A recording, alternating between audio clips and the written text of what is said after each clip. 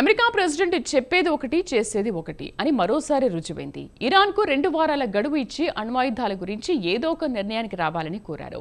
తీరా యావత్ ప్రపంచానికి షాక్ ఇస్తూ ఆదివారం తెల్లవారుజామున ఇరాన్లోని న్యూక్లియర్ ప్లాంట్పై బంకర్ బస్టర్ బాంబులు వేసి తన కసి తీర్చుకున్నాడు.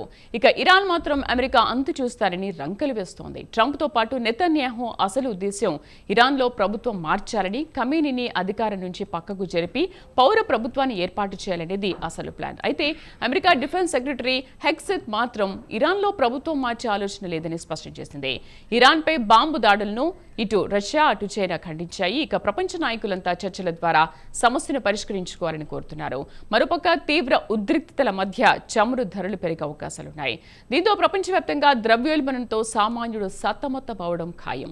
ఇక ఇరాన్ దాడులపై తాజాగా అమెరికాతో పాటు ప్రపంచ దేశాల నాయకులు ఎలా స్పందించారో ప్రత్యేక కథనంలో చూద్దాం.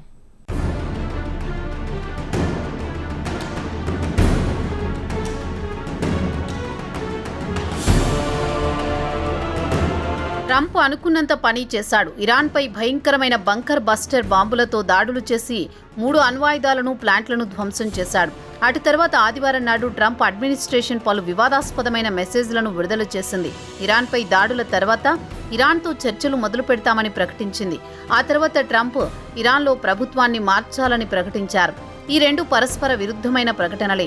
ట్రంప్ పరాయి దేశంలో ప్రభుత్వాన్ని మార్చడం సరైన పద్ధతి కాదని రాజకీయ నిపుణులు అభిప్రాయపడుతున్నారు. ఇక ట్రంప్ ఒక రకంగా సోషల్ మీడియాలో పోస్టింగులు పెడుతుంటే ఆయన డిఫెన్స్ సెక్రటరీ మాత్రం పరస్పర విరుద్ధ ప్రకటనలు పోస్టు పెట్టి గందరగోళం సృష్టిస్తున్నారు. ఇరాన్లో భారీ ఎత్తున బాంబు దాడుల తర్వాత అమెరికా డిఫెన్స్ సెక్రటరీ తమ ఉద్దేశం ఇరాన్ ప్రభుత్వాన్ని మార్చడం కాదన్నారు.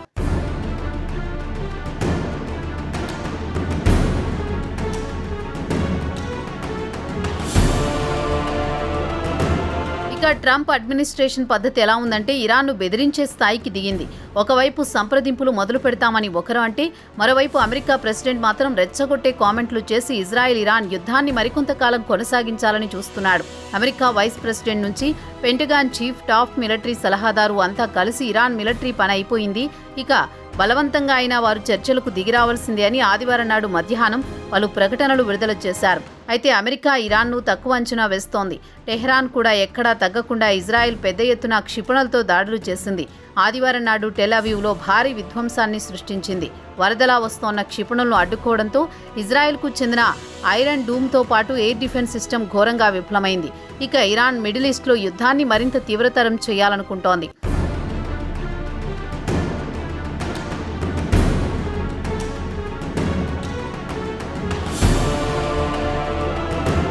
ఇక ఇరాన్ తన ముందున్న ఆప్షన్స్ను అన్నీ వినియోగించుకుంటోంది.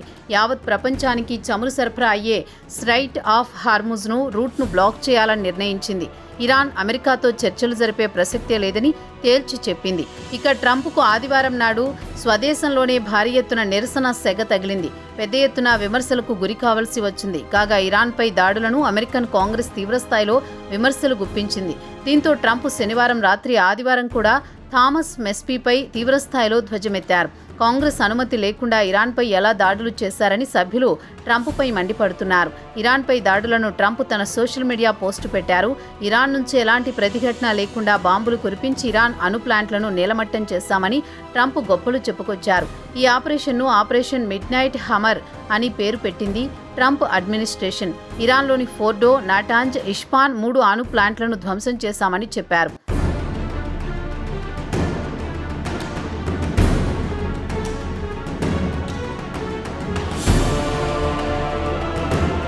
America vice president JD Vance ఎన్బీసీకి ఇచ్చిన మీట్ ది ప్రెస్ ఇంటర్వ్యూలో మాట్లాడుతూ సున్నితమైన ఇంటెలిజెన్స్ అంశాల గురించి తాను బహిర్గతంగా చెప్పను, మొత్తానికి ఇరాన్ అణ్వాయుధాలను తయారు చేయకుండా నివారించగలిగామని తెలిపారు. ఇక జన్మలో ఇరాన్ అణ్వాయుధాల జోలికి పోలేదు. అణ్వాయుధాలను తయారు చేయాలంటే కొన్ని సంవత్సరాల పాటు సమయం పడుతుందన్నారు వాన్స్. ఇరాన్ను చర్చలకు రావాలని కోరినా పెద్దగా పట్టించుకోలేదు. పరిస్థితిని పూర్తిగా అధ్యయనం చేసిన తర్వాత చివరగా దాడులు చేయాలని నిర్ణయించారని ట్రంప్ చర్యను సమర్థించారు. ఇరాన్కు బోలెడంత గడువిచ్చాం, చర్చలకు రావాలని ఆహ్వానించాం. ఇరాన్ అణుబాంబులను తయారు చేసి తన పొరుగున ఉన్న దేశాలను బెదిరించాలని చూస్తోంది. అమెరికాను బెదిరిస్తోంది. అందుకే ఇరాన్పై దాడులు చేసి అణు ప్లాంట్లను ధ్వంసం చేయాలని నిర్ణయించిందన్నారు వాన్స్. ఇక ట్రంప్ విషయానికి వస్తే గతంలో కూడా ఇతర దేశాలను బెదిరించాడు, కానీ ఏ దేశంపై బాంబుల మోత మోగించలేదు.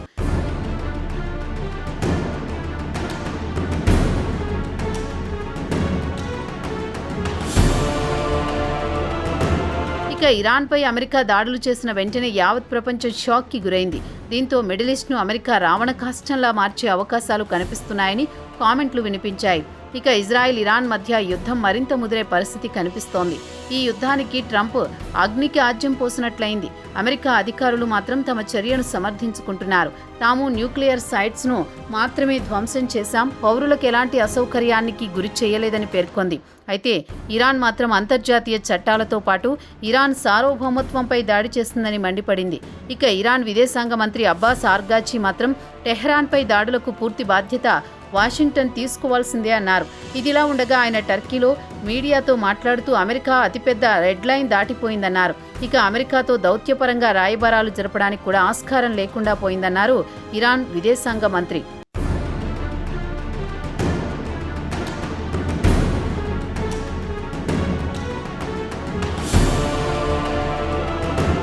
ఇదిలా ఉండగా ఇరాన్ విదేశాంగ మంత్రి చైనాతో పాటు రష్యాతో చర్చలు జరపడానికి మాస్కో, బీజింగ్ వెళ్లనున్నారు. రెండు దేశాలు కూడా అమెరికా దాడులను ఖండించాయి. అంతర్జాతీయ చట్టాలను అమెరికా ఉల్లంఘించిందని రష్యా విదేశాంగ మంత్రి అన్నారు. ఇక టర్కిష్ విదేశాంగ మంత్రి ఒక ప్రకటనలో ప్రస్తుతం ఈ యుద్ధం గ్లోబల్ లెవెల్కు విస్తరించే అవకాశాలున్నాయని హెచ్చరించారు.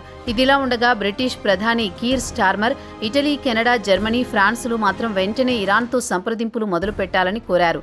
ఇక ఫ్రాన్స్ ప్రెసిడెంట్ ఎమాన్యుయల్ మక్రాన్ మాత్రం సౌదీ క్రౌన్ ప్రిన్స్తో పాటు ఒమాన్ సుల్తాన్లతో చర్చలు జరిపారు. ఇదిలా ఉండగా స్ట్రైట్ ఆఫ్ హార్మోజ్ ద్వారా జరిగే చమురు రవాణాను నిలిపివేయాలని ఇరాన్ నిర్ణయించింది. దీంతో యావత్ ప్రపంచం ద్రవ్యోల్బణంతో సతమతం కావాల్సి వస్తోంది. రష్యా, ఉక్రెయిన్ మధ్య 2022లో యుద్ధం మొదలైనప్పుడు చమురు ధరలు పెరిగాయి. ఇక ఇజ్రాయెల్, ఇరాన్ మధ్య యుద్ధం మొదలైన తర్వాత గత 1 నెల నుంచి చమురు ధరలు 21% పెరిగాయి. ఇక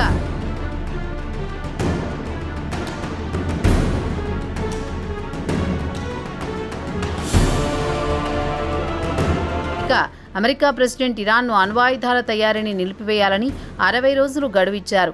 ట్రంప్ మాట అంటే మాటే, 60 రోజుల తర్వాత చర్చల ప్రసక్తే లేదు, ఇరాన్ న్యూక్లియర్ ప్లాంట్ల అడ్రస్ లేకుండా చేస్తామని చెప్పారు. చెప్పిన విధంగానే 60 రోజులు గడువు ముగిసింది. ముందుగా చెప్పిన విధంగానే ట్రంప్ ఇరాన్ అణ్వాయుధాల ప్లాంట్లను ధ్వంసం చేశాడని వైట్ హౌస్ ఒక ప్రకటనలో ట్రంప్ చర్యను సమర్థించుకుంది. ఇదిలా ఉండగా ట్రంప్ గత గురువారం నాడు ఇరాన్కు 2 వారాల గడువిస్తున్నారు. దారికొస్తే సరే లేదా బాంబుల వర్షం కురిపిస్తానని హెచ్చరించాడు. మరి 2 వారాల గడువు ముగియకముందే ఇరాన్పై అత్యంత భయంకరమైన బంకర్ బస్టర్ బాంబుల మోత మోగించి టెహ్రాన్ను గడగడలాడించడం ఏమిటని ట్రంప్ను అమెరికన్లే నిలదీస్తున్నారు. ఇక వాషింగ్టన్లో శనివారం సాయంత్రం 6:40 నుంచి 7:05 వరకు, అదే ఇరాన్లో ఆదివారం ఉదయం 2:10 నుంచి B-2 ఫైటర్ బాంబర్స్తో ఇరాన్లోని ఫోర్డో, నటాన్స్ అణు ప్లాంట్లపై 14 బంకర్ బస్టర్ బాంబులు వేసి ట్రంప్ తన కసి తీర్చుకున్నాడు. మరి అమెరికాకు తగిన విధంగా గుణపాఠం చెబుతానని ఖమేనీ హెచ్చరిస్తున్నాడు.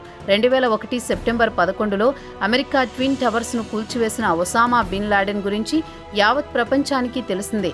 మరి సెప్టెంబర్ 11 లాంటి సీన్ పునరావృతం కాకుండా చూసుకో అంటున్నారు ఆగ్రహంతో ఊగిపోతున్న టెహ్రాన్ యువకులు. ట్రంప్ కూడా ప్రపంచవ్యాప్తంగా ఉన్న తమ పౌరులను జాగ్రత్తగా ఉండమని హెచ్చరించాడు. అమెరికన్లపై దాడులు జరిగే అవకాశం ఉందని అడ్వైజరీ నోట్ జారీ చేశారు. ఇక యుద్ధం కాస్త ఇజ్రాయెల్, ఇరాన్ నుంచి ఇరాన్, వాషింగ్టన్ మధ్య మారే అవకాశాలు కనిపిస్తున్నాయి. ట్రంప్ మాత్రం అగ్నికి ఆజ్యం పోశాడు. ఇక మిడిల్ ఈస్ట్ రావణ కాష్టమే, అలా తగలబడిపోవాల్సిందే. ఇక మిడిల్ ఈస్ట్కు మోక్షం ఎప్పుడు లభిస్తుందో కాలమే చెప్పాలి.